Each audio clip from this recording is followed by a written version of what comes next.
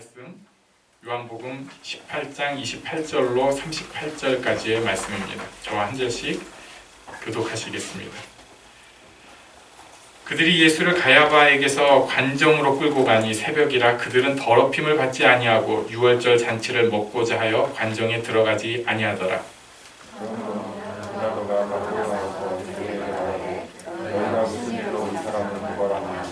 대답하여 이르되 이 사람이 행악자가 아니었더라면 우리가 당신에게 넘기지 아니하였겠나이다.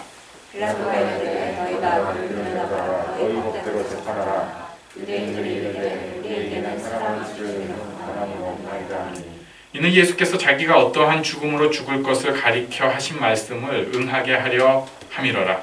이에 빌라도가 다시 관장에 돌아가서 내가 이제 이르노니와 예수께서 대답하시되 이는 네가 스스로 하는 말이냐 다른 사람들이 나에 대하여 네가 한 말이냐? 빌라도가 대답하되 내가 유대인이냐 내 나라 사람과 다른 자들이 너를 내게 넘겼으니 내가 무엇을 하였느냐. 예수께서 대답하시되 내 나라는 이 세상에 속한 것이 아니니라. 만일 내 나라가 이 세상에 속한 것이었더라면 내 종들이 싸워 나로 유대인들에게 넘겨지지 않게 하였으리라. 이제 내 나라는 여기에 속한 것이 아니니라. 빌라도가 이르되 내가 왕이었다면 예수께서 대답하시되 내 말과 같이 내가 왕이니라. 내가 이를 위하여 태어났으며 이를 위하여 세상에 왔나니 곧 진리에 대하여 세상에 무릇 진리에 속한 자는 내 음성을 듣느니라. 함께 읽습니다. 빌라도가 이르되 진리가 무엇이냐 하더라. 이 말을 하고 다시 유대인들에게 나가서 이르되 나는 그에게서 아무 죄도 찾지 못하였노라. 아멘. 오늘은 진리 앞에 선 그런데 거기 비껴간 사람들을 조금 생각을 해보면서 은혜를 나누려고 합니다. 유대인들, 종교 지도자들, 예수님에 대해서 처음부터 정보를 접했습니다. 그들이 예수님에 대해서 관심을 가질 수밖에 없었어요. 놀라운 표적이 일어났고 사람들이 그를 쫓았으며 예수님의 하신 일들은 메시아가 보여줄 것 같은 그런 모습이었습니다. 그런데 그들이 예수님에 대해서 등을 돌리게 된 사건이 있습니다. 바로 베데스다 연못에서 38년 된 병자를 고치셨을 때예요. 그런데 그 38년 된 병자를 고치신 날이 안식일이었습니다. 그래서 요한복음 5장 16절에서 18절에 보면 안식일에 이러한 일을 행하신다 하여서 유대인들이 예수님을 박해하기 시작합니다. 예수께서 그들에게 이르시되 내 아버지께서 이제까지 일하시니 나도 일한다 하시매 하나님께서 일하시는 날이니 내가 일한다. 또 다른 곳에 보면 나는 안식일의 주인이다까지 말씀을 하시니까 유대인들이 이로 말미암아 더욱 예수를 죽이고자 하니까 이는 안식일을 범할 뿐만 아니라 하나님을 자기의 친아버지라 하여 자기를 하나님과 동등으로 삼으심이로라. 즉 유대인들에게 있어서 예수님이 그리스도가 되지 못한 이유가 두 가지였습니다. 하나는 안식일을 범한 거예요. 자기들이 생각할 때. 이 중요한 안식일. 하나님의 날에 막 병 고치는 급한 병은 고쳐도 돼요. 응급은. 그런데 이게 아니라 38년 된 병자는 어제도 똑같았고 내일도 똑같을 텐데 뭘 그걸 오늘 고쳐? 너 가짜다. 이거예요. 안식일에 일을 하신 거. 두 번째는 신성모독입니다. 자꾸 자기를 하나님이라고 하는 거예요. 그들이 생각할 때는 그냥 메시아면 돼요. 메시아는 뭐냐면 다윗 왕이에요. 지금 로마의 압제에서 멋지게 군사적인 어떤 힘을 가지고 왕권을 가지고 다스릴 사람이면 되는데 거기에 굳이 하나님 들먹이면서 하나님의 아들이라고 하니까 너 메시아 아니야. 넌 신성모독이야. 안식일 범했고 신성모독이야.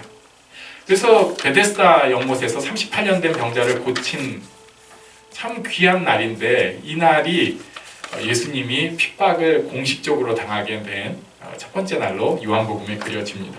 또 나오는 게 있어요. 요한복음 9장에 보면은 소경된 자에게 침을 뱉어서 진흙을 만든 다음에 그것을 눈에 붙여주시고 실로암 못에 가서 씻으라 했더니 앞을 보게 됐어요. 이날도 또 안식일이었습니다. 사람들이 그거 가지고 이제 막 싸움이 시작돼요. 아니 눈이 먼 사람이 그 나면서부터 못 본 사람이 어떻게 볼 수가 있느냐. 이건 하나님의 역사다. 그러니까 안식일에 이런 일을 하는 건 아니지. 바리새인들이랑 싸움이 됐습니다. 그때 9장 22절에 보면 이런 말씀이 있습니다. 그 부모가 이렇게 말한 것은 난 모른다. 그 아들한테 물어봐라. 이 짐짓이 이렇게 아들한테 책임을 떠넘기는 모습인데 이미 유대인들이 누구든지 예수를 그리스도라 시인하는 자는 출교하기로 결의했다. 결의란 말이 있어요. 그냥 심정적으로 혹은 또 자기들끼리끼리 저거 아니야 이렇게 얘기한 게 아니라 공식적인 결의를 한 거예요. 예수를 그리스도라고 하는 사람은, 예수를 메시아라고 하는 사람은 출교시키겠다. 유대인 공동체에서 쫓아내겠다. 유대인 공동체에서 쫓아내면은 굶어 죽는 거죠. 뭐 아무것도 못하는 거예요. 그 사회에서는 이민 가라 이거예요. 그러니까 여기 살 수가 없습니다.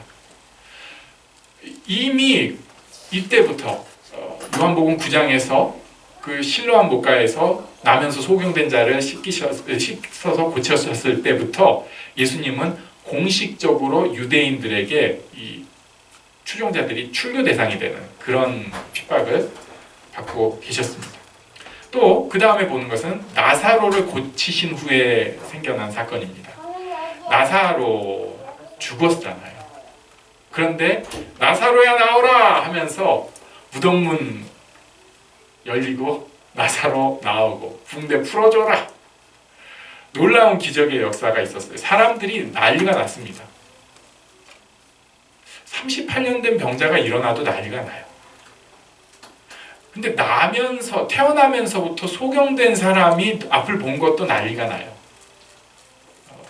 그런데 여기서 이제 좀 성경에 숨겨진 얘기인데 이 사람들은 사회적 약자들이에요. 별로 파장이 그냥 이 정도지 내 얘기가 아니에요. 그냥 불쌍한 사람이에요. 38년 된 병자는 이미 38년이잖아요. 제대로 된 친구 하나도 없고 거기 굴러다니던 그 사람 이 정도예요. 나면서부터 소경된 사람은 우리랑 좀 죄송한 표현, 종자가 다른 사람 같아요. 저건 나면서부터 나랑 다른 애야. 심지어 그때 당시의 생각에 그 부모의 죄 때문이거나 죄 때문일 거야. 이렇게 생각을 했는데 문제는 나사로는 자기네랑 같이 생활하던 사람이에요. 같이 얘기하고 같이 밥 먹고 어떨 때 싸우기도 하고 같이 막 뭐 하기도 하고 으쌰으쌰 하기도 하고 이랬던 사람인데 이 사람이 죽었는데 다시 살아난 거예요. 난리가 났어요. 유대인들이 이제 예수님 중심으로 딱 뭉칠 그런 태세가 된 것 같아 보였습니다. 그때 그해 대제사장인 가야바가, 지금 오늘 우리가 읽은 본문에는 이제 안나스가 뒤에 등장을 하는데 안나스는 그 전 대사장이고 지금 대사장은 가야바예요. 그들에게 말하되 너희가 모른다 하면서 하는 얘기가, 한 사람이 백성을 위하여 죽어서 온 민족이 망하지 않게 되는 것이 너희에게 유익한 줄을 생각하지 않은도다. 이 한 사람은 예수님입니다. 예수님이 백성을 위해서 죽어가지고 온 이스라엘 민족이 망하지 않는 것이 유익한 것이다. 그래서 53절에 보니까 이날부터는 그들이 예수를 죽이려고 모의했다고 하고 있어요. 그러니까 그냥 출교하기로 결의한 수준에서 이제 지나가서 예수를 죽이려고 모의한 상황까지 됐습니다. 이 사람들이 이렇게 할 수밖에 없어요. 전에도 제가 설명을 드렸지만 자기들이 볼 때는 예수는 메시아 그리스도 아니에요. 이거 다윗왕 그 아니에요. 그거. 그런데 자꾸 안식일 어기고 신성 모독이나 하고 좀 이상한 사람인데 이 가짜 메시아 때문에 유대인들이 모여가지고 행여라도 반란 같은 거 일으키면은 지금 자기네들이 누리고 있는 특권이 꽤 있거든요. 하나님 앞에 제사를 지내는 게 굉장히 힘든 일이었어요. 근데 이거 다 무너지게 생긴 거예요. 로마가 와가지고 너네 폭동 일으켰어? 하고 그냥 다 박살내면서 이게 다 깨질까봐 두려워한 것입니다. 이 사람들이 누렸던 특권들이 그때 당시에 이제 종교 지도자들이 누렸던 특권들을 또 살짝 볼 수가 있습니다. 마태복음 6장 5절에 보면 예수님께서 이렇게 좀 혼내시는 게 있어요. 너희는 기도할 때 외식하는 자와 같이 하지 말라. 그들은 사람에게 보이려고 회당과 큰 거리 어귀에 서서 기도하기를 좋아하느니라.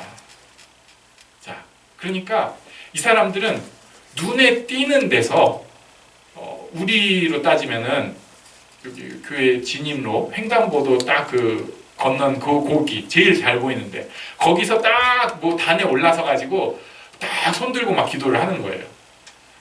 요즘은 우리 돌 던지지 않으면 다행인 그런 느낌인데 그때 당시는 이렇게 기도하면은 사람들이 오 속으로 박수를 치는 거예요.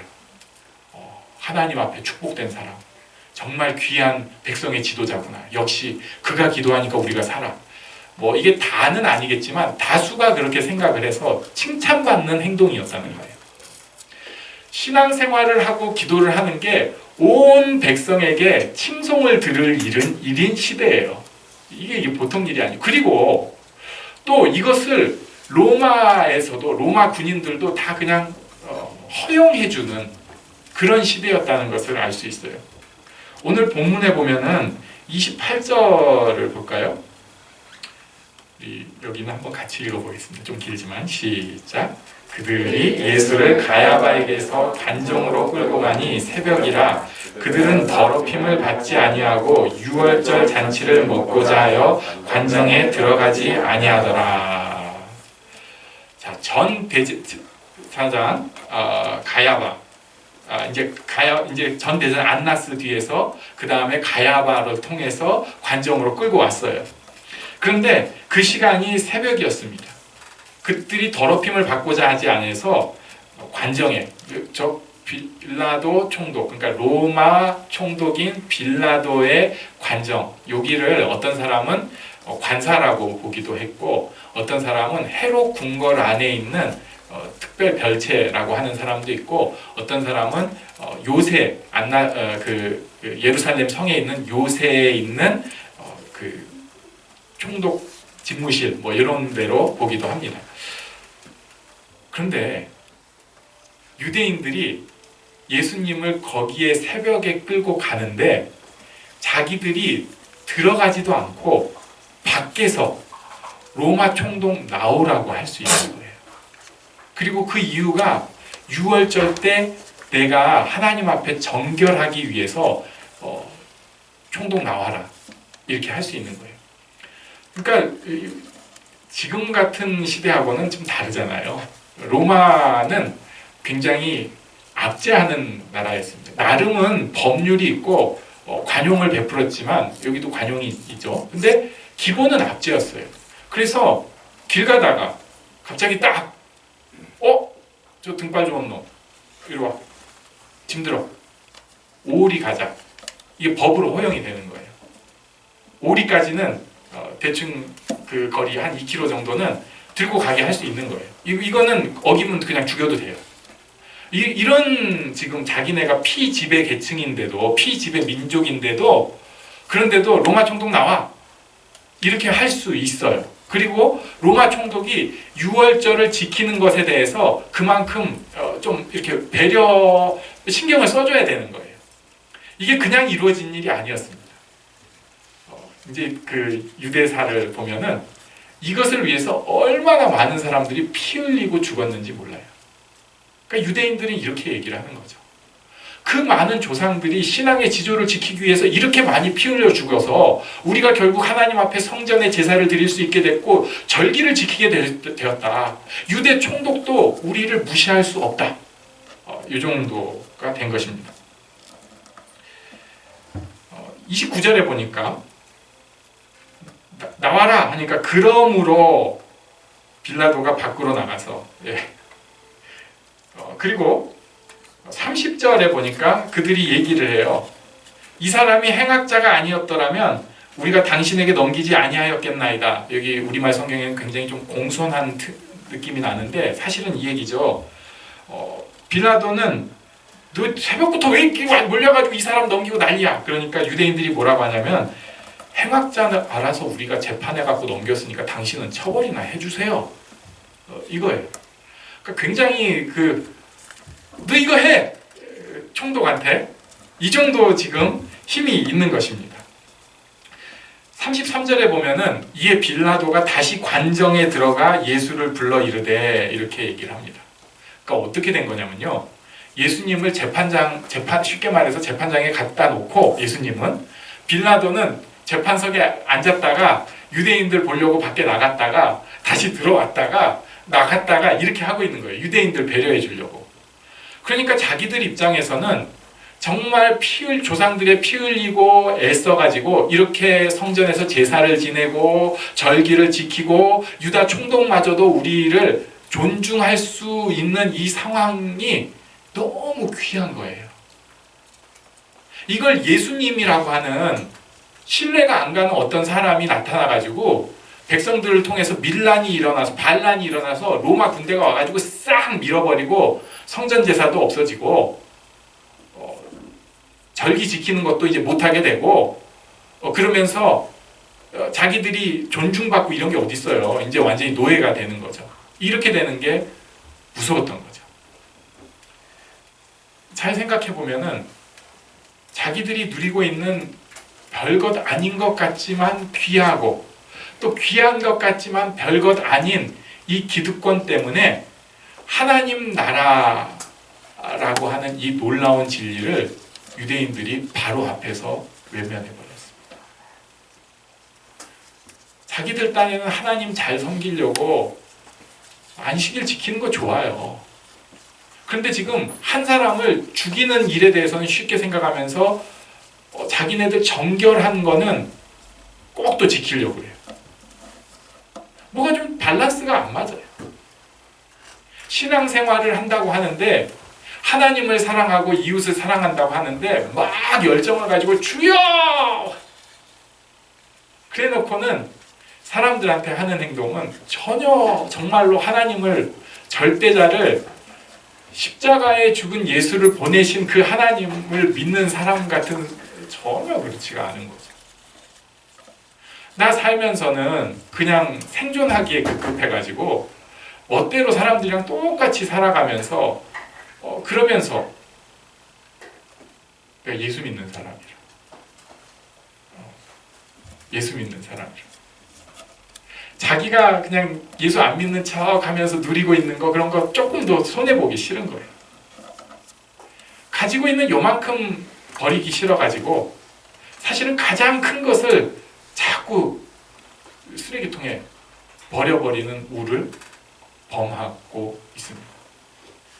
결혼한 부부들이 큰 착각을 하는 게 있어요. 진짜 중요한 것은 배우자와의 사랑인데 이거 벌써 내 거라고 착각을 해요.